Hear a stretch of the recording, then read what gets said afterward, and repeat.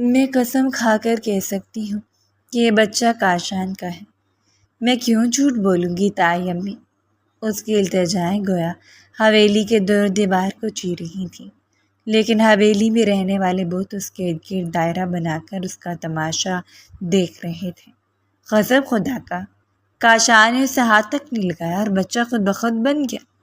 Be be, کرنے والی بات کرو، تائی نے جھکتے ہوئے اسے ٹھوری سے مروڑ کر کہا۔ اس نے سسک کر سر اٹھا کر اپنے باپ کو دیکھا تھا، وہ نام نہاد باپ جو صرف باپ کہلانے کے لیے بنا۔ آج تک اس نے باپ ہونے کا کوئی فرض نہیں نبھایا۔ میں خود کاشان سے پوچھ چکی ہوں اور کاشان کا وائس نوٹ بھی اس بات کا گواہ ہے کہ یہ بچہ اس کا نہیں ہے۔ اس سے پوچھیں ذرا بھائی صاحب، یہ بچہ آیا کدھر سے؟ سربراہی کرسی پر تایا جان موجود تھے، جنہوں نے آج تک اس حویلی کے فیصلے کیے، لیکن اس کے فیصلے کی باری آئی تو ہر ایک کو سام سونگ گیا۔ یہ اپنی ماں کی طرح بدکردار ہے۔ وہی داغ جو اس کی ماں نے حویلی کے ماتھے پر لگایا تھا، اب یہ لگا چکی ہے۔ اس کے باپ نے آگے بڑھتے ہوئے اسے بالوں سے دبوچ کر اس کے حسین چہرے کو اوپر اٹھا کر اس کی آنکھوں میں دیکھا تھا۔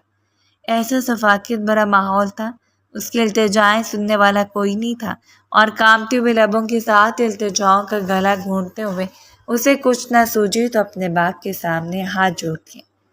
میں جھوٹ نہیں بول رہی بابا، وہ 22 سالہ لڑکی کس قدر تڑپ کر کہہ رہی تھی۔ کوئی بھی اس پر رحم کھا لیتا، لیکن یہاں نہیں، شاید کسی اور دنیا میں۔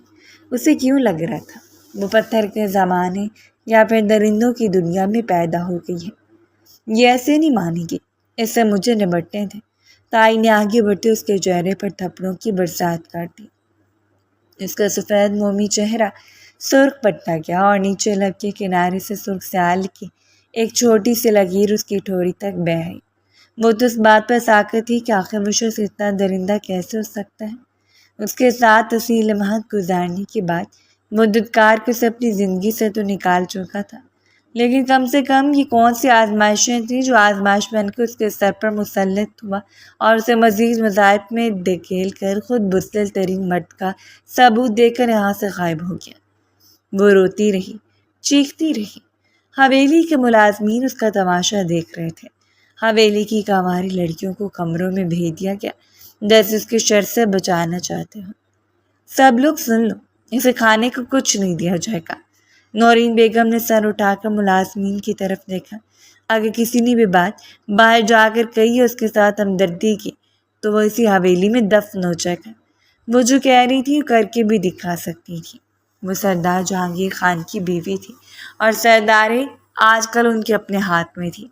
آغا جان کی وفات کے بعد جب سرداری کی مسند جہانگیر خان کے حوالے ہوئی تو انہوں نے جیسے اپنی پگڑی اتار کر اپنی بیوی کے سر پر رکھ دی، اور جس گھر میں عورتوں کا راج ہوتا ہے اس گھر کے جوان بزدل بن جایا کرتے ہیں، اس گھر کی بنیادیں نیست و نابود ہو جاتی ہیں۔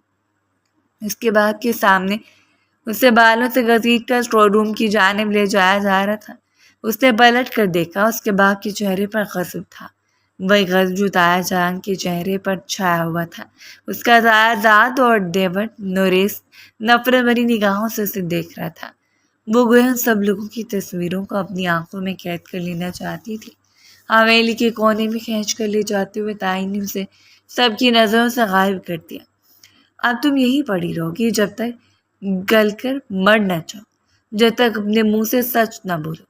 اسے کتنا مان تھا اس شخص پر، اس نے کتنے برم سے کہا تھا کہ چاہے تو کاشان سے پوچھ لے، لیکن اس شخص نے تو اس کے وجود پر قیامت برپا کر دی، ایسی قیامت جس کا کوئی توڑ نہیں تھا۔ تائی نے اسٹور روم کا دروازہ کھولا، اسے اندھیرے سے ڈر لگتا تھا، ہمیشہ سے۔ بے ہوشی میں اس نے آنکھیں کھول کر ان کی منت کرنی چاہی، لیکن وہ تب تک دروازہ کھول کر اسے اوپر اٹھا چکی تھی۔ اگر زندہ رہنا تو سچ اپنی زبان سے اگلنا ہوگا۔ انہی عیب سے چمکتی ہوئی آنکھوں کے ساتھ وہ غرا کر بولی اور اسے ادھ کھلے اسٹور روم کے اندر پھینک دیا۔ اندھیرے میں وہ اندھے منہ کسی کرسی پر جا گرے۔ شاید وہ کوئی ٹوٹی ہوئی کرسی تھی جو پہلے بوسیدگی کا شکار تھی۔ اس کے وزن کو تسلیم نہ کرتے اس کی ٹانگیں ٹوٹی اور وہ لڑکھڑا کر فرش پر گرتی چلی گئی۔ تکلیف کی ایک شدت اس کے جسم کے نچلے حصے سے اٹھی اور اس کے پورے وجود پر حاوی ہو گئی۔ پورے زور لگا کر وہ چیخی تو اتنی شدت کے ساتھ کہ آسمان پھٹ جاتا۔ لیکن تائی اسٹور روم کا دروازہ بند کرنے کے بعد اپنی شال کا پلو درست کرتی اپنے کمرے کی جانب بڑھ گئی۔ ہو سکتا ہے کہ وہ سارا مجمع بکھر گیا، ہو سکتا ہے کہ وہ سارے تماشبین جن کی آنکھوں میں ٹھنڈک اتر رہی تھی اب پرسکون ہو کر اپنے اپنے کمرے میں چلے گئے ہوں، لیکن اس اندھیرے کمرے میں وہ درد سے دوری ہو کر چلاتی جا رہی تھی۔ کچھ دیر وہ چیختی رہی، چیخ چیخ کر روتی رہی، مدد کی التجا کرتی رہی، اور پھر اس نے اپنا کانپتا ہوا ہاتھ اپنے جسم پر لگا کے اس ٹھنڈک کو محسوس کیا۔ نہیں، وہ ٹھنڈک نہیں تھی، وہ گرماش تھی اس کے وجود سے نکلتی ہوئی، وہ گرماش جو چیخ چیخ کر بیان کر رہی تھی کہ اس کے پیٹ پلتا ہوا ہے۔ وہ بے بس وجود شاید اتنی تشدد برداشت نہ کرتے ہوئے دم توڑ گیا ہے۔ تکلیف کے مارے اس کی آنکھیں بند ہونے لگیں، اب اتنی بھی ہمت نہیں تھی کہ چیخ پاتی۔ بس وہ گہری سانس سے بھرتے اس نے خود کو ہوش میں رکھنے کی کوشش کی، لیکن اس کی ہمت مسلسل ختم ہوتی جا رہی تھی۔ فرش پر سر ٹکاتے اس نے ایک ٹھنڈی سانس بھری، اس کی آنکھیں بند ہونے لگیں، لیکن ان آنکھوں میں بے بسی نہیں تھی، ان میں ایک وحشت تھی، ایک درندگی جو حویلی کو آگ لگا دینے کے لیے کافی تھی۔ وہ ہوش و حواس کھونے میں لڑکی کبھی ولن بن کر پیدا نہیں ہوئی، لیکن ولن پیدا نہیں ہوتے، بنائے جاتے ہیں، اور شاید اگر خدا اسے مہلت دیتا تو ایسی آگ بن کر اٹھتی کہ ہر چیز کو جلا کر بھسم کر دیتی۔ فرش میں پڑا ہوا اس کا وجود بے جان چیز کی طرح خاموش ہو گیا، اور باہر کی دنیا میں ہر کوئی اپنے اپنے کام میں مست تھا۔ وہ بس تھوڑی دیر کا ڈرامہ تھا جسے دیکھنے کے بعد سب لوگ اپنی حقیقی زندگی میں لوٹ آئے، بس اتنا ہی۔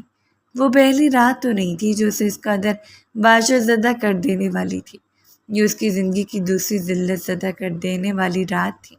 پہلی رات کو تو کبھی فراموش کر ہی نہیں سکتی تھی۔ اس رات شاندار عروسی لباس میں وہ بیڈ پر متصل بیٹھی تھی، بڑی بڑی آنکھوں میں اس وقت خدشات پھیلے ہوئے تھے، سوچ بھی نہیں سکتی تھی ابھی جو کچھ اس کے ساتھ ہوا، اس کا گمان بھی اس نے ساری زندگی نہیں کیا تھا۔ کیا وہ اتنی بدنصیب پیدا ہوئی؟ تائی ہمیشہ کہا کرتی تھی کہ اس کی ماں کا کردار اچھا نہیں تھا، اس لیے اس کے باپ نے اس کی ماں کو زندگی سے نکال کر دور پھینک دیا، اسے کبھی ماں سے ملنے کی اجازت ہی نہیں دی گئی۔ اس وقت وہ صرف 10 سال کی تھی، اور اس کی ماں کے چلے جانے کے بعد اس پر اس طرح پہرے بٹھائے گئے کہ اس کے لیے ستارہ بیگم کا نام لینا بھی غلیظ کالی کے مترادف تھا۔ اس کا دلہا کاشان ملک جو پوری آب و تاب کے ساتھ ہر ایک کے دل پر چھایا ہوا تھا، دیکھنے میں بہت ڈیشنگ، اعلیٰ تعلیم یافتہ، آنے والے وقتوں میں بہترین بزنس مین اور شاید حویلی کا سردار بھی، مردان خانے میں سر جھکا کر بیٹھا، چہرے پر سنجیدہ تاثرات کے ساتھ اپنی آنے والی زندگی پر غور کر رہا تھا۔ مردان خانے میں ایک محفل جاری تھی، محفل رقص و موسیقی اس خوشی میں تھی کہ حویلی والوں نے اپنے بیٹے کو اپنے قابو میں کر لیا۔ ابھی کچھ دن پہلے ہی تو آیا تھا، اور وہ آتے اس نے انکشاف کر دیا کہ شادی کر کے آیا ہے، ڈیانا نام کی غیر مسلم لڑکی کے ساتھ اپنی زندگی کی شروعات کر چکا ہے۔ حویلی والوں نے منت سماجت کے بعد اسے یہاں بلایا، صرف یہ سمجھانے کے لیے کہ بیرون ملک کے سارے کلچر کو فراموش کر دیں، لیکن یہ ان کے لیے بالکل ہی نیا تھا۔ انہیں عزت کے کھو جانے کا خطرہ تھا، سرداری کے چلے جانے کا خطرہ جو ہر چیز پر حاوی ہو گیا۔ اس کا اور کاشان کا تو کوئی جوڑ ہی نہیں تھا، نہ کبھی شخص کے بارے میں سوچ سکتی تھی۔ وہ تو کسی معمولی سی شخص کی دلہن بننے جا رہی تھی جس کے تائی کا انتخاب تھا، اور وہ شخص معمولی کیوں تھا، اس میں بھی ایک ایسا راز پوشیدہ تھا جو دل کی دھڑکنوں کو بڑھا دے۔ حویلی والوں کی نظر میں اس نے ایک ایسا گناہ کر دیا تھا جس گناہ کا خسارہ اتنا دہلا دینے والا تھا کہ انہوں نے سرفراز نامی اس معمولی سے چوکیدار کے ساتھ اس کا رشتہ طے کر دیا۔ لیکن بدقسمتی کے سب سے بڑا وار یہ تھا کہ دلہن بن کر منتظر بیٹھی رہی، لیکن سرفراز نامی شخص نے بارات لانے سے انکار کر دیا۔ تائی نے چیخ چیخ کر پورے علاقے کے لوگوں کو خبردار کرتے بتایا کہ سرفراز کا کہنا ہے کہ وہ کسی بد کردار اور باقی لڑکی سے شادی نہیں کر سکتا۔ عروسی لباس میں خاموش بیٹھی رہی، دل کی دھڑکنوں کا شور تھم نہ سکا۔ وہ بے تحاشا حسین لگ رہی تھی، اتنی حسین کہ کوئی بھی اسے دیکھتا تو دیکھتا رہ جاتا۔ اس کا حسن شہزادیوں جیسا تھا، لیکن حسین اور خوش قسمت ہونا دو الگ الگ باتیں ہیں۔ وہ وہیں کرسی پر بے سو حرکت بیٹھی رہی، اس کی تائیں ساتھ نمرا نے کندھے جھکاتے ہوئے اسے دکھ سے دیکھا۔ لو جی، ہم نے تو سوچا تھا کہ چلی جاؤ گی یہاں سے، ہمیں کیا پتا تھا کہ ہماری سر پر مسلط رہو گی۔ نمرہ کی ظاہر آلود باتوں کو اس نے مکمل اگنور کر دیا۔ اس وقت جو دکھ اس کے اندر آوی تھا اس کے سامنے نمرہ کی بات کچھ بھی نہیں تھی۔ ایسا نہیں تھا کہ وہ چاہتی تھی کہ وہ شخص کے ہم سفر بنے، بلکہ وہ آنے والے وقت کے لیے پریشان ہو رہی تھی۔ اب حویلی میں اس کے ساتھ کیا سلوک کیا جائے گا، اس کے کردار پر کون سا داغ لگا دیا جائے گا، اب یہ دیکھنا باقی تھا کہ تایا کے احسان و اعلان بر وقت ہوتے اور وہ بے یقینی سے اٹھ کھڑی ہوئی۔ میرب میرے لیے میری بیٹی کی طرح، اور میں چاہتا ہوں کہ کاشان اور میرب کا نکاح کر دیا جائے۔ لوگوں نے علاقے کے سردار کی دلیری کو دیکھتے ہوئے منہ میں انگلیاں دبا لی۔ یہ کوئی احسان نہیں تھا، یہ نئی چال تھی، نئی سازش۔ کچھ دیر کے بعد اسے یوں لا کے اسٹیج پر بٹھا دیا گیا جیسے کسی کی میت کو جنازہ گاہ میں لایا جائے۔ وہ شخص اس کے پہلو میں آ کر بیٹھا جس کی دھڑکنوں پہ اس قدر سر انداز ہوا کہ اپنی سانس کو حلق میں دبا کر بیٹھی رہی۔ بڑی مشکل سے اس نے سر اٹھا کر گھونگھٹ کی اوٹ سے اسے دیکھا۔ سپاٹ چہرے کے ساتھ وہاں سے اس طرح بیٹھا تھا جیسے کوئی رسم پوری کر رہا ہو۔ نکاح کے لیے قبولیت کا لفظ منہ سے نکالنے کے بعد وہ اسٹیج سے اٹھ کر چلا گیا اور اس کا دل دھک سے رہ گیا۔ اپنا تاریخ مستقبل سے پہلے ہی نظر آ رہا تھا۔ رسمی صبح معاملات کرنے کے بعد اسے کاشان کے کمرے میں پہنچایا گیا۔ وہ بڑی شدت سے اس کا انتظار کر رہی تھی۔ وقت گزرتا جا رہا تھا لیکن اسے اس کے آنے کی کوئی امید نہیں تھی۔ خدا جانے وہ کہاں رہ گیا۔ بار بار آنکھوں میں آنسو بھر کر متلاشی نظروں سے وہ ادھر ادھر دیکھتی رہی اور پھر اپنے درخت دل کو تھام لیتی۔ وہ پہلے خود کو کسی سے منسوخ کر چکا تھا۔ وہ بار بار بتا چکا تھا کہ شادی کر چکا ہے، چاہے گھر والے تسلیم کرتے یا نہ کرتے، لیکن اس کا رشتہ تھا اس لڑکی کے ساتھ۔ وہ عیاش مزاج شخص اس سے منسلک تھا اور چھوڑنے کا سوال ہی پیدا نہیں ہوتا تھا۔ ڈیانا نامی لڑکی اس کی نہ جانے کب سے زندگی میں تھی۔ بیڈ کی کراؤن سے ٹیک لگا کر اس نے آنکھیں بند کی اور کب وہ کمرے میں داخل ہو اسے اندازہ ہی نہیں ہوا۔ بس لڑکھڑاتے ہوئے قدموں کے ساتھ کوئی بیڈ پر آ گرا اور پٹ سے آنکھیں کھول کر سہم کر دور ہوئی۔ کچھ دیر غائب دماغی سے اسے دیکھتے اور پھر جس وقت خیال آیا وہ بری طرح اچھل کر دور ہوئی، جبکہ وہ شخص اپنی بڑی بڑی سرخ آنکھوں سے جھک کر اسے گھورا تھا۔ تم میرے گلے پڑ کے، آئی ہیٹ یو۔ اس کی آنکھوں میں نمی اترنے لگی۔ وہ شاید پہلی لڑکیوں کی جو اپنے شوہر سے منہ دکھائی میں الفاظ وصول کر رہی تھی۔ کانپتے ہوئے ہاتھوں میں خود کو سمیٹ کر وہ بس اسی شخص کو دیکھتی رہی جس کی آنکھوں سے صرف نفرت ابل کر نکل رہی تھی۔ آخر کیا ضرورت تھی مجھ سے نکاح کرنے کی، اور تم یہاں کیوں بیٹھی ہو؟ وہ اٹک اٹک کر بات کر رہا تھا۔ اس کا لڑکھڑاتا ہوا لہجہ اور قدم چیخ چیخ کر گواہی دے رہے تھے کہ وہ اس غلیظ محلول کو اپنے وجود میں اتار چکا ہے۔ کھینچ کے اسے خود سے دور کرتے ہوئے اسے اتر جانے کا اشارہ کر رہا تھا اور جلد بازی میں اتری، لیکن اس سے پہلے کہ اپنے عروسی لباس کو سنبھال کر احتیاط کرتی، گڑبڑاتی اس شخص کی باتوں بکھر گئی اور اس کی سرمئی آنکھیں لمحے بھر کے لیے ان آنکھوں سے ٹکرائی اور جیسے ایک حشر برپا ہو گیا۔ وہ پہلی شدید نشے کا شکار تھا۔ وہ بس یہ جانتا تھا کہ ایک لڑکی کو زبردستی اس کے سر مسلط کر دیا گیا ہے، لیکن اس وقت اس کے بعد میں بکھری ہوئی لڑکی اس کے لیے صرف ایک حسین گڑیا تھی۔ وہ گڑیا جو بلکہ چپکا کر روتی اتنی دل فریب لگ رہی تھی کہ چند لمحوں کے لیے دل بہلانے کو اس سے کھیلا جا سکتا تھا۔ ہاتھ بڑھا کر اس کے بھارے ہار کو چھوڑا تھا، اس کا دل اچھل کر حلق میں آ گیا۔ اس شخص کا نام لینا اتنا جان لیوا تھا، اس کی قربت کتنی جان لیوا ہوگی۔ وہ خود کو سنبھال کر دور ہونے لگی، لیکن اسے بازو سے تھام کے اپنے سامنے بٹھاتے ہوئے بڑی باریک بینی سے اس کے چہرے کے نقوش کا جائزہ لیتا رہا۔ کتنی پرکشش تھی وہ لابی گڑیا جس کی آنکھوں میں صرف خوف پھیلا ہوا تھا۔ میں کسی اور کا ہوں، تمہارا نہیں، بالکل نہیں۔ اس کی آنکھیں اس لڑکی پر جمی ہوئی تھی، لیکن لبوں سے کچھ اور الفاظ ادا ہو رہے تھے اور اپنے نچلے لب کو باہر نکال کر وہ رونے پر قابو نہ پاتے ہوئے پھوٹ پھوٹ کر رو پڑی۔ وہ بس اسے دیکھتا جا رہا تھا جیسے وہ رو نہیں رہی، بس اپنی آنکھوں سے کوئی جادو بھر کر اس شخص پر پھونک رہی ہو۔ وہ شاید کوئی نازک لمحہ تھا جب اس نے جھکتے اپنے لب اس کے لبوں سے جوڑ دیے اور کچھ لمحوں کے لیے ساری دنیا جیسے تھم گئی۔ طوفان کے ٹھاٹے مارتا سمندر اس کے ہاتھوں میں اپنی لڑکھڑاتی انگلیوں میں سے اسے صرف اس سے رکھتا ہوا حسن نظر آ رہا تھا۔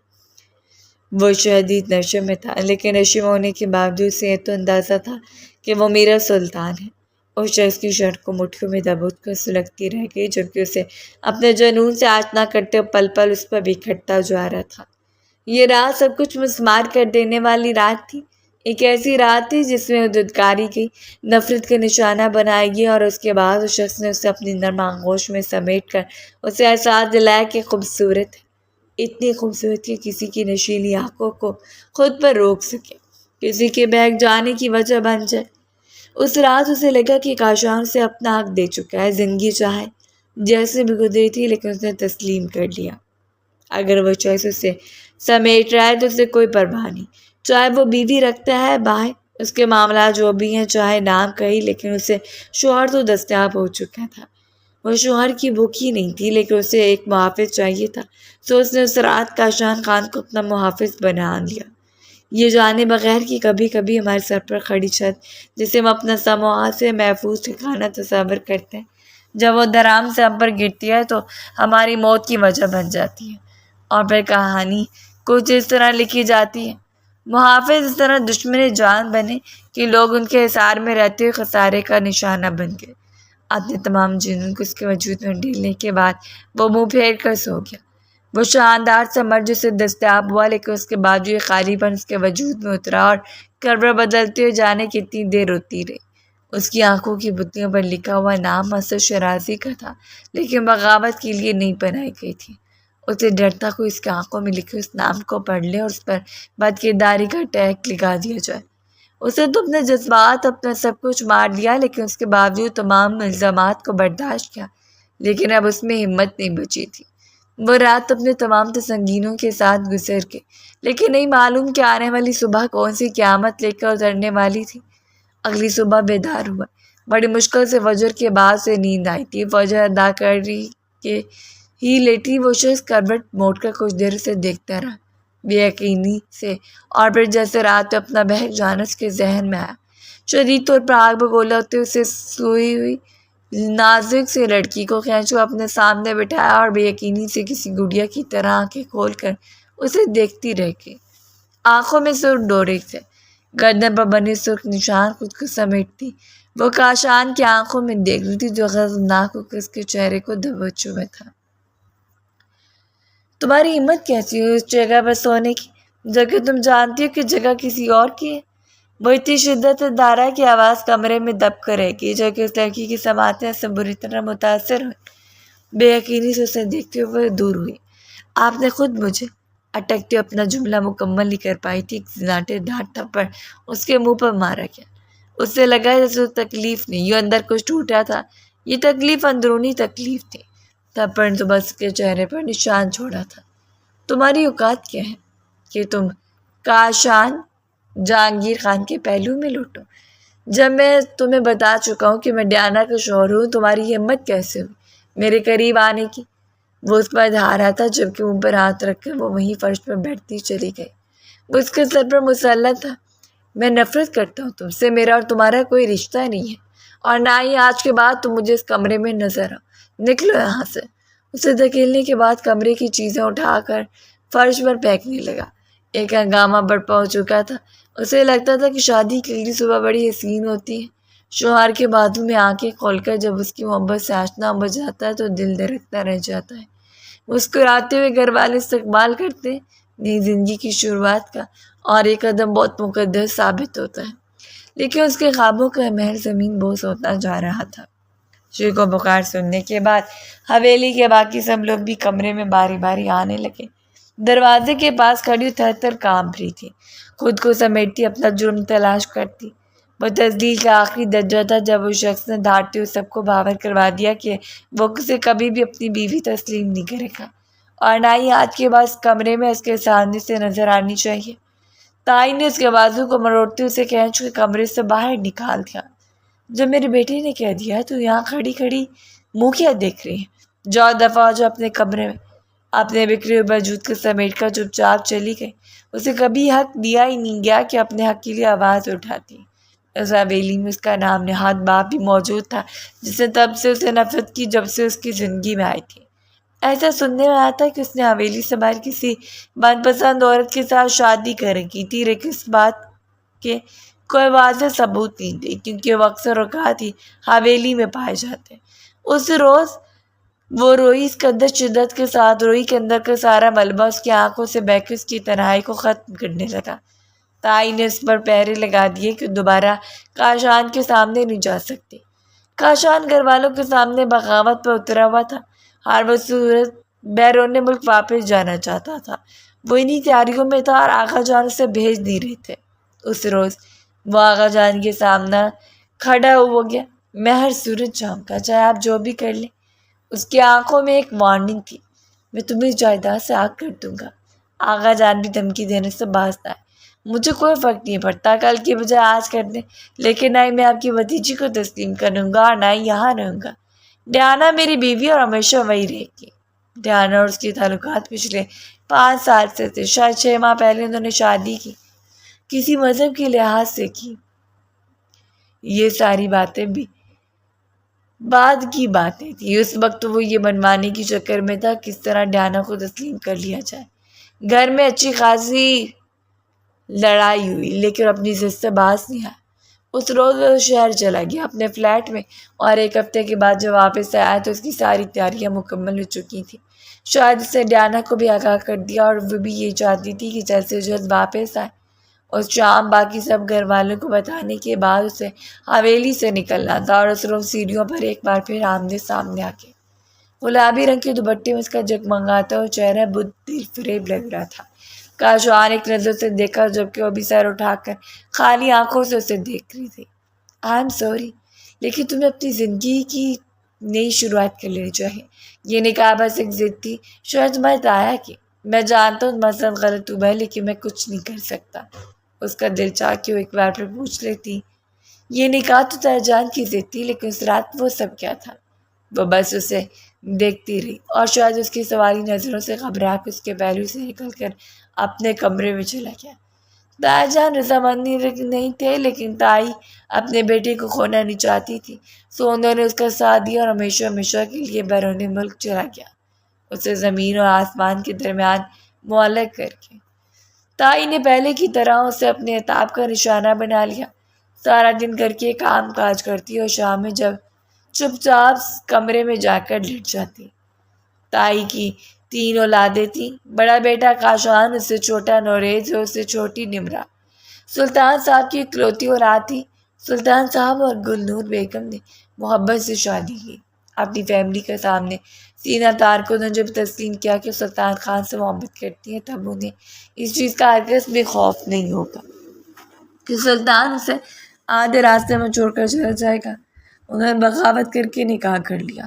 نکاح کرنے کے بعد جب حویلی میں آئی تو ہمیشہ کے لیے ایک بد کردار عورت بن کر رہ گئی جو گھر سے بھاگی ہوئی ہے۔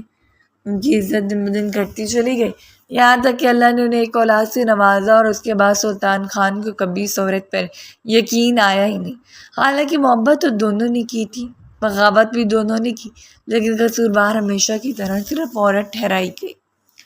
اندر ہی اندر کرتے ہوئے وہ دن بدن سب کو تسلیم کرتی گئی جو ان کے بس میں تھا۔ حق مہر کی رقم سے انہوں نے اپنے لیے ایک فلیٹ خریدا تھا اور شاید وہی ان کی جمع پونجی تھی۔ اس وقت 10 سال کی تھی جب تائی نے اس رات ہنگامہ کیا کہ گلنور کو کسی ملازم کے سامنے نازیبا حرکات کرتے دیکھ لیا۔ سلطان خان گھر پر موجود نہیں تھے، لیکن اگلے روز جب حویلی آئے تو اپنی بھابھی کا ڈرامہ سن کے اتنے بدحواس ہوئے کہ گلنور بیگم کو بالوں سے پکڑ کر حویلی سے نکال دیا۔ وہ روتی نہیں، التجا کرتی نہیں، لیکن ان کی التجا مٹی کے ڈھیر کی طرح بے مول ہو گئی اور ان کے منہ پر طلاق کے 3 الفاظ مار کر انہوں نے ہمیشہ کے لیے ان سے تعلق ختم کر لیا۔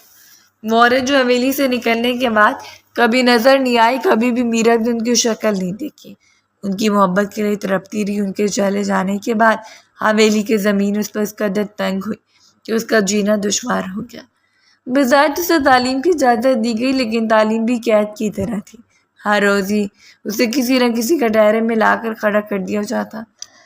بے قصور ہونے کے باوجود اسے وہ سزائیں دی جاتی جو اس کے لیے برداشت کرنا ناممکن تھا، اور انہی دنوں اس کی زندگی میں اسد شرازی نے جھانک کر دیکھا۔ وہ چمکتی ہوئی آنکھوں والے حسین شخص جو اس ملائم سی گڑیا کی افسردہ نگاہوں سے پیار کرنے لگا اور یہ عشق اس قدر آبی ہوا کہ سروز صد نے اس کا راستہ روک لیا۔ بے تحاشا پھیلی ہوئی آنکھوں کے ساتھ اسے دیکھتی رہی۔ اگر حویلی میں کسی کو پتہ چل جاتا تو اس کی گردن دبا دی جاتی، لیکن وہ بے خوف ہو کر اس کے سامنے کھڑا تھا۔ میں تم سے محبت کرتا ہوں میرا، میں تمہیں پورے حقوق کے ساتھ اپنانا چاہتا ہوں، کیا تم رضامند ہو؟ وہ کچھ دیر سانس روک کے شخص کو دیکھتی رہی۔ بلا شبہ وہ یونیورسٹی کا سب سے ذہین اور شریف لڑکا تھا جس نے آج تک کسی لڑکی کو ایسے الفاظ نہیں کہتے۔ اگر میرا سے والہانہ لہجے میں بات کر رہا تھا تو وہ ضرور اس کے دل میں اتر چکی تھی۔ وہ صرف ایک دن نہیں، آنے والے کتنے دنوں میں اس نے اسد شیرازی کی آنکھوں میں محبت کا پیغام پڑھا جو اسے دن بدن پریشان کیے ہوئے تھا۔ محبت کسی کو سادہ احساس کی طرح اس کے دل میں اتری، لیکن اس نے تھپک کر سلانا چاہا اور وہ اتنی ہی اکڑ کے سامنے آئی۔ اس نے خود کو 100 بار یقین دلانے کی کوشش کی تھی کہ وہ محبت کے لیے نہیں بنائی گئی، اسے زندہ درگور کر دیا جائے گا، لیکن وہ شخص اور اس روز وہ اچھا خاصا اس پر چلا اٹھی۔ آخر کیوں آ جاتے ہیں روز میرے سامنے؟ تکلیف کیا آپ کو؟ کیوں میری زندگی برباد کرنا چاہتے ہیں؟ وہ تو شیرازی سے نہیں بلکہ خود سے لڑی تھی، یہ جنگ اپنے دل سے تھی۔ میں تم سے نکاح کرنا چاہتا ہوں، اس میں کوئی برائی نہیں ہے میرا۔ وہ اس کے سامنے جم کر کھڑا رہا۔ ہے برائی، اور بہت بڑی برائی ہے، خدا کا واسطہ میرے سامنے نہ کریں۔ اسے صاف کہہ دیا تھا، لیکن پھر بھی اگلے دن انہوں نے رشتہ لے کر حویلی موجود تھا۔ کچھ نہیں، بس شیرازی صاحب نے ان کے سامنے یہ موقف رکھا کہ ان کا بیٹا میرا کو پسند کرتا ہے اور وہ بوڑھے حقوق اور عزت کے ساتھ اسے اپنی بہو بنانا چاہتے ہیں۔ وہ اپنے قول میں جھوٹا نہیں تھا، بالکل سچا تھا۔ اس نے جو کہا وہ کر دکھایا، اس نے محبت کو نیلام نہیں ہونے دیا۔ تائی کسی میٹھی چاشنی کی طرح اس کے پہلو میں جم گئی۔ کیا وہ لڑکا سچ میں تم سے محبت کرتا ہے؟ اس نے حیرت سے سر اٹھا کر تائی کو دیکھا۔ ایک دم سے ان کا بدلا رویہ خطرے کی علامت ہو سکتا تھا۔ یہ تو جان ہی نہیں پائی۔ بتا دو اپنی تائی کو۔ مجھے نہیں بتاؤ گی تو کسے بتاؤ گی؟ تمہاری دائی نے کہا کہ تم سے تمہاری رضامندی پوچھو۔ اس نے سکون سے انہیں دیکھنے کے بعد سر جھکا لیا۔ جی شاید۔ جواب میں اقرار اور شک دونوں تھے۔ اچھا تو ہمیں بتاؤ کیسا لڑکا ہے؟ یقیناً اچھا ہوگا جس نے ہماری میرب کو پسند کیا۔ لوگ کتنے میٹھے ہوتے ہیں، کسی میٹھے زہر کی طرح جو ہمارے وجود میں اترنے کے بعد ایسے ادم برپا کرتے ہیں کہ ہم تڑپ تڑپ کر مر جاتے ہیں۔ اچھا لڑکا ہے تائی۔ اس نے بس اتنا ہی کہا اور یہ کہنا بھی اتنا جان لیوا ثابت ہوا کہ اس سے رات ہی سلطان خان اسے اپنے کٹہرے میں بلا لیا۔ تو اس لڑکی کو پسند کرتی ہے؟ اس کے ساتھ ایسا کون سا چکر چل رہا ہے تمہارا جو وہ حویلی تک پہنچ گیا؟ بات صرف یہاں تک نہیں تھی، اس کا یونیورسٹی جانا بند کروا دیا گیا۔ تائی نے ہر ایک کو یہ کہا تھا کہ اس لڑکی کو پسند کرتی ہے اور انہیں اپنی زبان سے بتا چکی ہے۔ اس کی باتیں بے مول ثابت ہوئی جب نمرا نے اس کے خلاف گواہی دیتے ہوئے کہا کہ وہ پہلے چھو چھو کر اسے باتیں کرتی پائی گئی ہے۔ اس نے کتنی قسمیں کھائی تھیں، کتنا یقین دلایا تھا، لیکن سب کچھ بے سود ثابت ہوا اور اس کا تایا اور اس کے باپ کے مشترکہ فیصلے کے مطابق اسے سرفراز نامی شخص کے پلے باندھنے کا ارادہ کر دیا گیا۔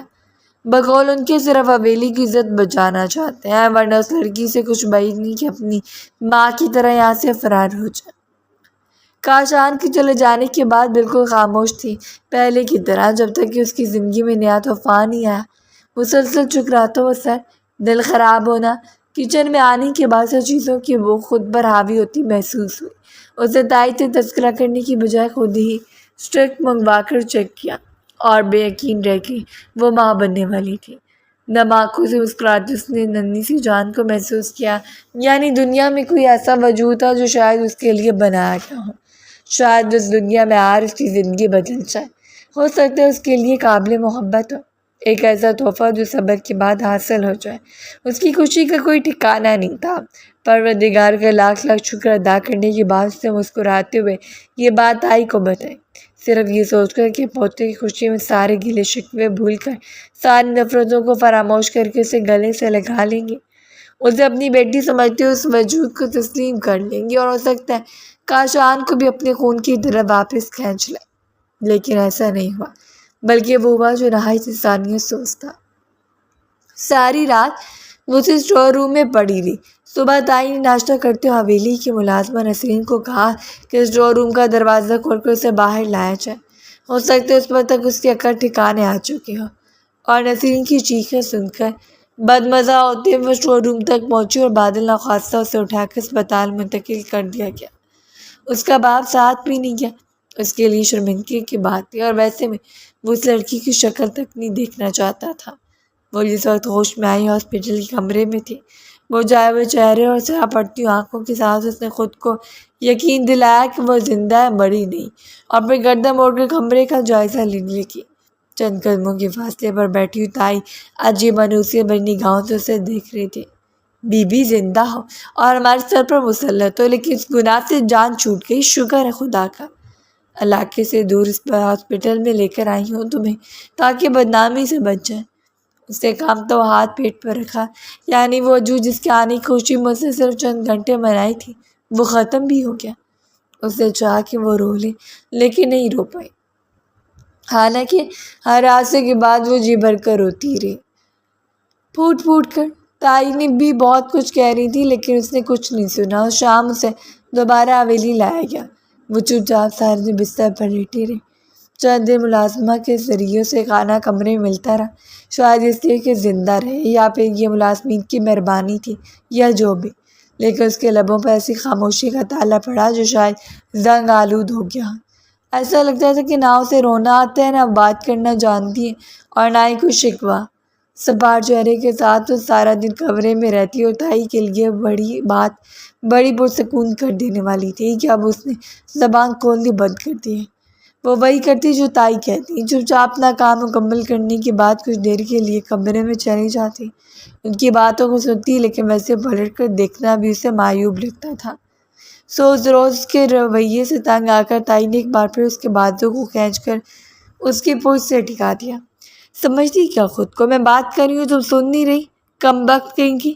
ان کے لہجے سے صرف جاریاں ٹپک رہی تھی، اور اس روز نے پہلی بار جھٹکے سے اپنا بازو چھڑوا لیا۔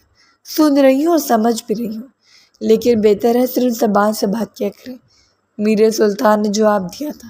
ہاں؟ حویلی کے دور دیوار میں یقین ہو کر اسے دیکھا۔ دماغ ٹھیک ہے تمہارا؟ انہوں نے کچھ دیر دیکھنے کے بعد دانت پیس کر کہا۔ بالکل ٹھیک ہے، اور اگر آپ چاہتے ہیں خراب نہ ہو تو اگلی بار ہاتھ مت اٹھائیے گا۔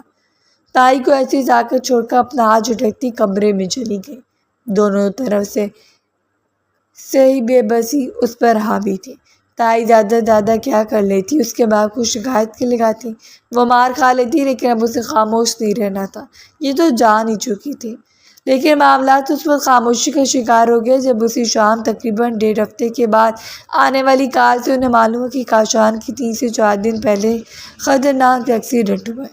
24 گھنٹے کریٹیکل کنڈیشن میں رہنے کے بعد اس کی شناخت ہوئی، لیکن تب تک ڈاکٹرز ڈکلیئر کر چکے تھے کہ چلنے پھرنے کی نعمت سے محروم ہو چکا ہے۔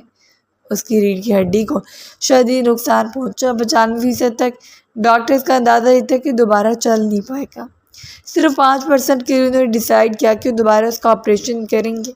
حویلی میں کوہرام برپا ہو گیا۔ چپ چاپ ان سب کو دیکھنے کے بعد پلٹ کر کمرے میں چلی گئی۔ نہیں، یہ مکافات نہیں تھا، اسے اتنی جلدی مکافات مان سکتی تھی۔ وہ خوش نہیں ہوئی، اسے خوش ہونا بھی نہیں تھا۔ خوش وہ اس وقت بھی نہیں ہوئی جب نوریز کے ساتھ اپنے بیٹے کے پاس پہنچ گئے۔ ان کی سربراہی میں اس کا دوسرا آپریشن ہوا، لیکن رزلٹ وہی تھے، وہ پھر بھی چلنے پھرنے کی نعمت سے محروم ہو گیا۔ تقریباً 3 ہفتوں تک جس طرح حویلی میں کوہرام رہا، تائی سینہ پیٹ پر واویلا کرتی رہی، بغیر ان کے بیٹے کو کسی کی نظر لگ گئی تھی، کسی کی بری نظر کا نشانہ بن گیا۔ وہ کوئی مصیبت ٹوٹ پڑی اس پر، اور نہ جانے کیا کیا، لیکن حقیقت کیا تھی وہ جانتی تھی۔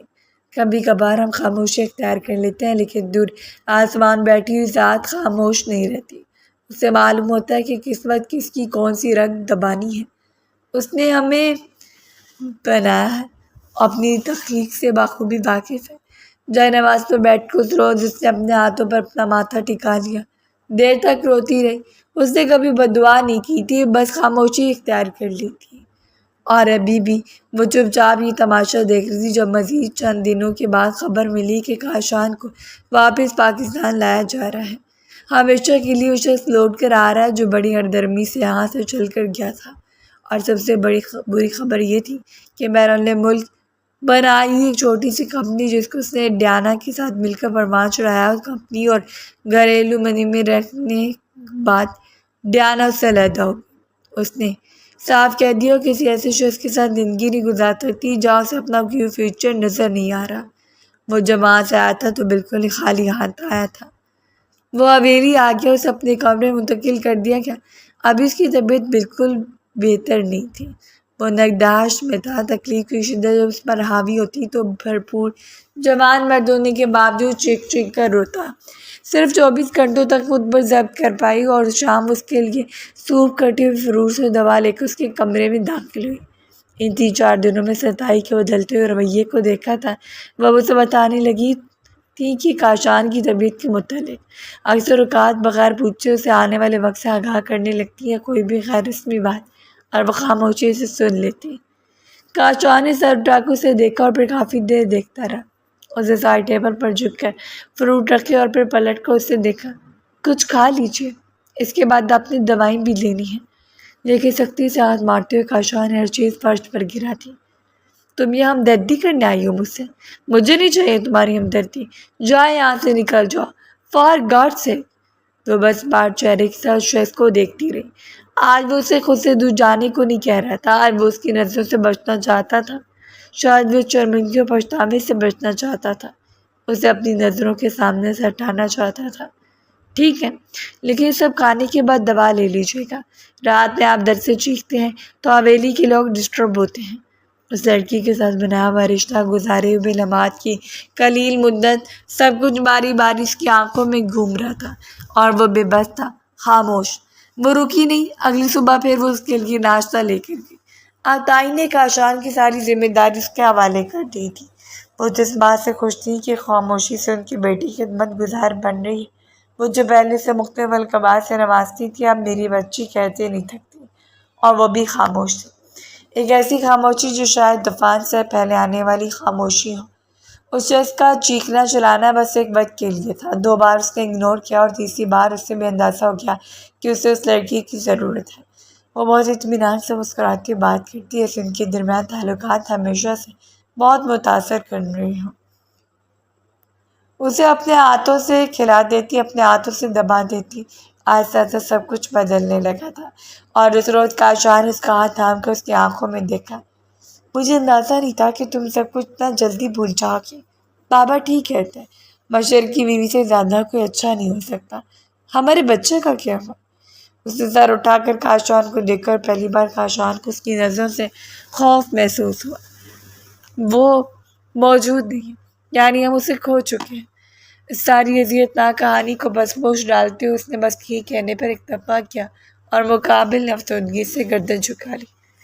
یعنی اس نے تسلیم کر لیا تھا کہ اس کا بچہ تھا۔ کاش وہ اس روز سے تسلیم کر لیتا۔ اب وہ مانوس ہونے لگا تھا، اس کی خدمت گزاری پر مسکرا کر شکریہ ادا کرتا، اپنی تمام تکلیفیں سے بتاتا۔ دن آہستہ آہستہ گزرنے لگے تھے اور ویسے ویسے ہی اس شخص پر مہربان ہوتی جا رہی تھی۔ اب تو مکمل طور پر اس میں منحصر ہو چکا تھا۔ اسے ویل چیئر پر باہر لے جاتی، گھماتی پھراتی، اس سے باتیں کرتی، اس کی باتیں سنتی اور وہ قریب کھینچتے اس کی آنکھوں میں دیکھ کر اس کے بالوں کو سنوار دیتا۔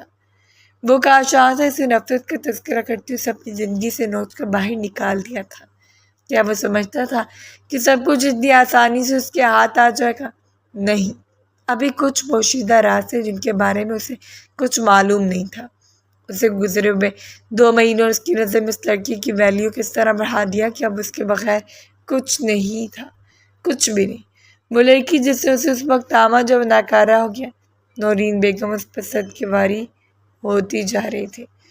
ایک دم سب کا رویہ بدل گیا۔ اس کا باپ اب کبھی کبھار سے مسکرا کر بات کرتا تو یہ سب کچھ اتنا آسان تھا، اس کے لیے مدتوں سے تڑپ رہی تھی۔ بس ایک حادثہ اور ان سب کے دلوں کو پھر جانا، لیکن اس کا دل کیا جو بس ایک جگہ پر اٹک گیا تھا، جو اس رات کو کبھی فراموش کر ہی نہیں پایا۔ اس رات اس شخص کے سینے پر سر رکھتے اس نے لاڈ سے اس کی آنکھوں میں دیکھا۔ میں چاہتی ہوں کہ آپ بابا سے کہیں کہ پراپرٹی میں میرا جتنا بھی حصہ بنتا ہے میرے نام کر دیں۔ مجھے ڈر لگتا ہے کہ بابا نے دوسری شادی نہ کی ہو۔ جب یہ سب کچھ ہمارا ہے تو ہمارے ہی کام آئے۔ کاشان کچھ دیر اسے دیکھتا رہا، مسکراتی ہوئے، اور پھر سر جھکا کر اس کے ماتھے پر لب رکھے۔ ٹھیک ہے، میں بابا سے بات کروں گا، وہ وکیل سے بات کریں گے، تم جانتی ہو جو کچھ بابا چاہیں گے وہی ہوگا۔ اور چمکتی ہوئی آنکھوں کے ساتھ لبوں کے کونے کھینچ کر مسکراتی سر جھکا کے۔ کچھ تھا جو بہت عجیب تھا، کچھ ایسا جو سب کو ہلا کے رکھنے والا تھا۔ وہ واویلا کرنے والوں میں سے نہیں تھی، اسے ہنگاموں سے نفرت تھی، وہ بس جڑوں میں پیوست ہونے والی تھی، بنیادوں کو ہلا دینے والی، لیکن تو آنے والا وقت ہی بتا سکتا تھا کہ اپنے ساتھ کون سا گہر لے کر آ رہی ہیں۔ اگلے چند دنوں کے بعد کاشان نے سارے معاملات ہاتھ میں لیتے اپنے باپ کے ذریعے اس کا حصہ اس کے نام ٹرانسفر کر دیا۔ اس کا حق اس سے مل چکا تھا، وہ ساری مالکیت جس کی وہ وارث تھی اس کے ہاتھ میں آ گئی۔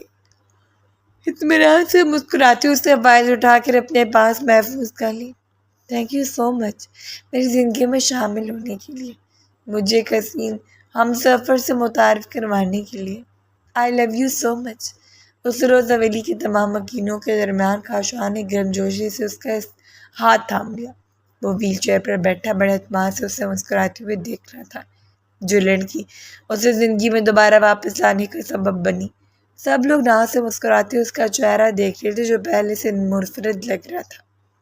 سی گرین کلر کی بہترین ڈریسنگ میں اس کا چہرہ جگمگا رہا تھا۔ چمکتی ہوئی آنکھوں کے ساتھ اس نے کاشان کو دیکھا، پھر نرمی سے مسکراتے اس کے ہاتھ سے اپنا ہاتھ واپس کھینچ لیا۔ کیا سچ میں ہم اسے اتنی محبت کرتے ہیں؟ لیکن مجھے صرف تھینک یو نہیں چاہیے، مجھے پریکٹیکلی کچھ ایسا چاہیے جس سے مجھے یقین ہو جائے کہ ہم اس سے محبت کرتے ہیں۔ اپنے لیئرز میں کٹے بالوں کو پشت میں بکھیرتے ہوئے وہ سب کو دیکھتی مسکراتی۔ آج وقت بدل چکا تھا، وہ سب کے درمیان مرکز نکاح تھی، یا پھر سب کی بہت بڑی مجبوری بن چکی تھی۔ وٹ ایور، چلو پھر بتاؤ کیا چاہیے ہماری مسز کو؟ باخدا تم جان بھی مانگو گی تو میں وہ بھی تمہارے قدموں میں رکھ دوں گا۔ وہ خوبرو شخص مسکراتے اسے دیکھتا رہ گیا۔ طلاق، طلاق چاہیے مجھے آپ سے۔ اسے مسکراتی صرف بات نہیں کی تھی، حویلی کی چھت کو دھڑام سے ان کے سروں پر گرا دیا تھا۔ سب کی نظروں میں حیرت بے یقینی اتری اور ویل چیئر پر بیٹھا شخص چند لمحوں کے لیے ساکت ہو گیا۔ کیا مطلب؟ اسے دوبارہ تصدیق چاہیے؟ کیا اب آپ سمجھے نہیں؟ وہی طلاق جو آپ مجھے دینے کی متمنی تھے، بھول گئے؟ ڈائیورس؟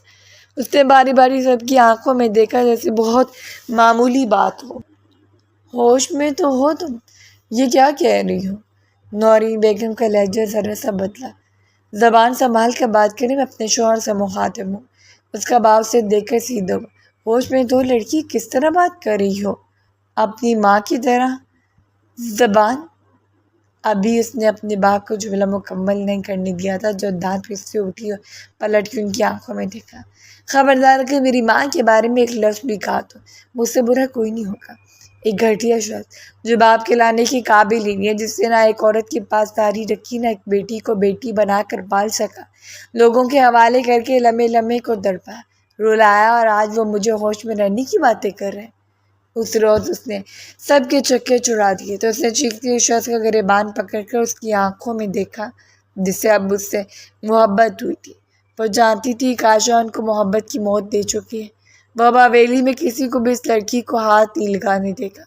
وہ بے یقینی سے بیٹھا رہا جب اس نے مجھ سے بتایا کہ اس رات کس طرح اس کے بچے کو اس کی کوکھ سے نوچ کر اس دنیا میں آنے سے پہلے مار دیا گیا۔ وہ جتنا تڑپی تھی اس نے اتنا ہی تڑپایا ان لوگوں کو، چیخ چیخ کر سب کے کالے کرتوت ان کے منہ پر مارتی اس نے آخر میں ہامتے ہوئے جھک کر اسے دیکھا تھا۔ اگر مجھے طلاق نہیں دو گے تو کھلا لے لوں گی، لیکن میں تم جیسے شخص کے ساتھ زندگی نہیں گزار سکتی۔ اگر وہ پہلے دن اسے چھوڑنے کی بات کرتی تو شاید وہ خاموش رہ جاتا، اگر چند دنوں کی بات کرتی تو اسے اس پر منحصر کر چکا ہوتا، اسے اپنی محبت ہی اسے اپنی ٹانگیں سمجھ رہا ہوتا، ایسا سہارا جو اس کی زندگی کے لیے ضروری ہو۔ لیکن اس نے انتظار کیا تب تک جب تک اس کے لیے سب کچھ نہیں بن گئے، اور اس کے بعد اس نے وہ چال چلی جس نے سب کی بنیادوں کو ہلا دیا۔ عورت جب خاموشی اختیار کر لیتی ہے تب آپ کو یقین ہو جانا چاہیے کہ وہ بدلہ نہیں لے رہی، وہ آپ کی ہستی کو ہلانا چاہتی ہے، وہ ایسا کچھ کر رہی ہے جو آپ کی بنیادوں کو ریزہ ریزہ کر کے آپ کی زندگی برباد کر دے گا۔ وہ حویلی سے نکل گئی، سب کچھ اس نے پہلے ہی پلان کر رکھا تھا۔ گلنور بیگم کے ساتھ کافی دن پہلے تعلقات میں آ چکی تھی، وہ عورت جو آج بھی اس اکیلے گھر میں رہتے ہوئے شاید ان گزشتہ دنوں کو بھولنے کی کوششوں میں تھی جو اپنی اولاد کے لیے تڑپ رہی تھی۔ اپنا سب کچھ حاصل کرنے کے بعد وہ ماں کے پاس چلی گئی۔ اگلے 2 دنوں کے اندر اسے طلاق کے کاغذات موصول ہو گئے۔ اس اذیت ناک رشتے کا اختتام ہوا، بلکہ اب وہ حویلی کے تمام مکینوں سے دستبردار ہو چکی تھی۔ کسی سے اس کا کوئی تعلق نہیں تھا، اور اس کے چلے جانے کے بعد حویلی اور باہر رہنے والے سب لوگوں کے کاؤنٹ ڈاؤن شروع۔ خدا کی لاٹھی بے آواز ہوتی ہے، ایسے عذاب سے بچنا چاہیے جو ہمارے سامنے آئے تو ہم بے بسی سے چیخنے کے علاوہ کچھ نہیں کر سکتے۔ میں خوش ہوں میری جان، تم نے بر وقت خود کو بچا لیا، ابھی بھی کچھ نہیں بدلا۔ گلنور بیگم ضعیف چہرے کے ساتھ مسکراتی اسے دیکھ رہی تھی اور اپنی ماں کی گود میں سر رکھ کے ان کا پرنور چہرہ دیکھتی رہی۔ کچھ نہیں بدلا امی، لیکن میرے اندر سب کچھ بدل چکا ہے، ساری خواہشیں دم توڑ چکی ہیں، صرف اذیتیں ہیں اور کچھ نہیں۔ وہ اس کے گھنے بالوں میں انگلیاں چلاتی رہی اور سکون سے آنکھیں بند کر کے اس سے باپ کو ہمیشہ کے لیے فراموش کرنے کے چکر میں تھی جو گزر گیا۔ اسے بھول جانا ہی عافیت کا باعث تھا۔ کمرے میں تاریکی پھیلی ہوئی تھی، دھواں اور سگریٹ کی بو جو اس بات کی چگلی کھا رہی تھی کہ پچھلے چند دنوں سے سوائے سگریٹ نوشی کے یہاں کچھ نہیں کیا گیا۔ کھڑکیوں پر دبی پردے پڑے ہوئے تھے، ایک مایوسی دور دیوار سے ٹپک رہی تھی جب کمرے کا دروازہ کھول کر نڈال نورین بیگم اندر داخل ہوئی۔ وہ پشت پھیرے دیوار کی جانب منہ کر کے بیٹھا تھا، کسی عارض شخص کی طرح جسے سب کچھ ہار دیا ہو اور پھر زندہ لاش کی طرح جینے کی کوشش میں ہلکان ہو۔ بس کرو، اب اس بات کا کوئی فائدہ نہیں ہے کاشان، میں تمہیں دیکھ دیکھ کر مری ہوں۔ نورین بیگم بولی تو آواز روندی ہوئی تھی۔ اس نے ماں کا چہرہ دیکھ کر مناسب نہیں سمجھا، یوں بیٹھا رہا جیسے آنکھیں ایک جگہ پر جم گئی ہوں۔ آپ کو میری اچھی تربیت کرنی چاہیے تھی، آپ نے نفرت کے علاوہ کبھی کچھ سکھایا ہی نہیں۔ آج میں برباد ہو کے اس دوراہے پر کھڑا ہوں جہاں سے واپسی ممکن نہیں، سو مجھے اکیلا چھوڑ دیا جائے۔ اور نورین بیگم تڑپ کر اپنے بیٹے کو دیکھ کر روتی رہی۔ خدا نے انہیں ایسے ہی چھوڑ دیا تھا، شاید اسے توانا جسم کی طرح جس کے کونے سے اٹھتا ہوا درد پورے جسم کو تکلیف دے۔ ان کے دل کا ٹکڑا آہستہ آہستہ زندگی ہار رہا تھا، اس سے بڑی تکلیف و اذیت کیا ہو سکتی تھی؟ خدا بہتر جانتا ہے کہ ہمیں کہاں زیادہ تکلیف ہوتی ہے۔ مجھے معاف کر دو، میں میرا سے بھی معافی مانگ لوں گی، لیکن خود کو برباد مت کرو۔ انہوں نے اس کے سامنے ہاتھ جوڑ دیے۔ میں کسی کو کیا معاف کروں گا، میں تو خود ناقابل معافی کی علامت بن کر بیٹھا ہوں۔ وہ بولا تو آنسو اس کی آنکھوں سے ٹپک کر رخساروں پہ بہنے لگے اور نورین بیگم طرف کے ساتھ جھکا کر روتی رہ گئی۔ اب انہیں عذاب ساری زندگی سہنا تھا۔ سلطان خان نے اپنا سب کچھ گنوا دیا، اس شخص جو دولت کے بغیر کچھ نہیں تھا، اب اسے ساری زندگی بغیر دولت کے گزارنی تھی، اور باقیوں کے لیے اذیت کم تھی کہ ان کا جوان بیٹا کسی بت کی طرح بے یار و مددگار رہ گیا، اور وہ شخص جس نے بربادی کی بنیاد رکھی تھی اسے تو اب چین آنے والا ہی نہیں تھا۔ ہاں، وہ اس سے محبت کرنے لگا تھا، اتنی شدید محبت کہ اس نے کبھی سوچا ہی نہیں تھا ڈیانا کے ساتھ اتنے سال گزارنے کے بعد بھی ایسی محبت ہو سکتی ہے۔ اس کے دل میں اتر آئی تھی وہ کھلکھلاتی ہوئی لڑکی جو اس سے بات نہ کرتی تو اس کے سامنے سارے دکھ ختم نہ ہوتے، جو اس کے سامنے بیٹھ کر اس کے ہاتھوں کو پکڑتی تو یوں لگتا ہے جیسے زندگی اس کے ارد گرد رقص کر رہی، اور جو چمکتی ہوئی آنکھوں میں شریر پن لا کر اسے دیکھتی تو اپنی تکلیفیں بھول جاتا، جو اسے سہارا دیتی تو خود کو اپاہج نہ سمجھتا۔ آج وہ اپنے حصے کی سزا بھگتتا تھا، سزا جو پروردگار نے اس کے لیے منتخب کی اور اب اسے ساری زندگی بھگتنا تھی۔ 6 ماہ ہو چکے تھے، وہ گلنور بیگم کے ساتھ اپنی زندگی کی حسین شروعات کر چکی تھی، جس میں صرف مسکراہٹ تھی، جس میں صرف لاڈ تھا، جس میں محبتیں تھیں۔ ماضی کا کوئی کونا جو آنکھوں سے دیکھنے کی کوشش بھی کرتا تو سختی سے اس درار کو بند کر دیتی۔ اسے جھانک کر بھی نہیں دیکھنا تھا، اسے معلوم ہو چکا تھا کہ پروردگار نے اس کے صبر کا صلہ اسے عطا کیا۔ اس کی شفیق ماں اسے پانے کے بعد آخری عمر میں شکر گزار تھی، وہ شخص جو اس روز ایک بار پھر اس کے حالات سے واقف ہونے کے بعد اس کے سامنے کھڑا تھا۔ میں آج بھی تم سے اتنی محبت کرتا ہوں میرا، اور آج بھی تمہارا منتظر ہوں۔ اسے سر اٹھا کر سے شیرازی کو دیکھا۔ کچھ لوگ محبتوں کے لیے بنائے جاتے ہیں، اس کا دل چاہا کہ اسے خالی لٹا دے، لیکن بس اس کی آنکھوں میں دیکھتی رہی جو وہ آلانہ پن سے اسے دیکھ کے محسوس کر رہا تھا کہ وہ خدا کا کوئی معجزہ تھا جو اسے مل جائے تو اس کی زندگی مکمل ہو جائے۔ سوچ لیں شیرازی صاحب، اب میں پہلی جیسی نہیں رہی۔ دبو کا کونا کھینچ کر مسکرائی، اور یہ کوئی اصل شیرازی سے پوچھتا کہ اس کے لیے وہ کیا تھی۔ اس کے سامنے گھٹنوں کے بل بیٹھ کر اصل شیرازی تم سے محبت کرے گا، اس روز بھی جب تم ضعیف اور ناکارہ ہو کر اپنے کامتے ہوئے ہاتھوں اور بوڑھی آنکھوں کے ساتھ قابل توجہ نہ رہو، اس روز بھی ایسا شرازی کا زندہ رہا تو تمہیں ایسے ہی دیکھا گا جیسے جوانی میں دیکھا کرتا تھا۔ اور اس کی محبتوں اور اقرار پر کھلکھلا کر ہنس پڑی۔ وہ صرف اسے پسند نہیں تھا، اس کی ماں کی بھی پسند بن چکا تھا، کیونکہ جو دل محبت کے لیے مخصوص ہوتے ہیں خدا انہیں جوڑ دیتا ہے، بس دلوں کا مخلص ہونا چاہیے۔ آزمائش ہماری زندگی میں آتی ہے لیکن انہیں گزر بھی تو جانا ہے، بس ہمیں مضبوط رہنا ہے، اتنا مضبوط کہ چٹانیں بھی ہمیں دیکھ کر گھبرا جائے۔ امید ہے ہماری آج کی اسٹوری آپ کو پسند آئے گی۔ آپ کی فیڈ بیک کے لیے ہم دل کی گہرائیوں سے منتظر ہیں۔